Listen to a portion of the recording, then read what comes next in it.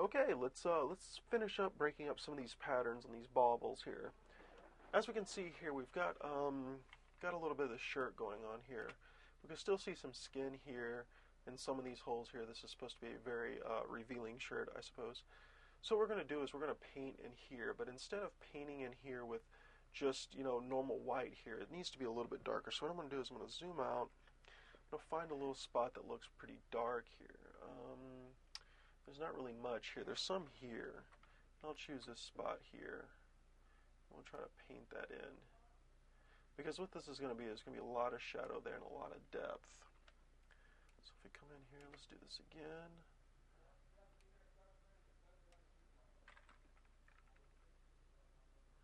Just paint this in like so. Now we got to make this, we're going to be making this up as we come along, so our imagination on this is going to be very important to decide, is the light actually shining in the shirt, which part of that will be reflected. It's going to be part of our mind's eye to imagine how it is and what it is that we see here. As you can see, I'm running out of color here. So let's come in here. I'm going to go ahead and select this gray again for down here to color in this bit of the shirt here. I'm going to color in all of this blackness here because that wouldn't normally be there. Not that shadow, especially if it was completely opened up and there was nothing there.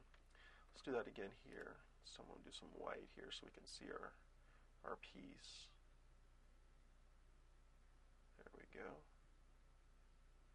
Paint it in like so. It's a zoomed out look at our piece. We're going to pause here. We'll pick this up in the next part.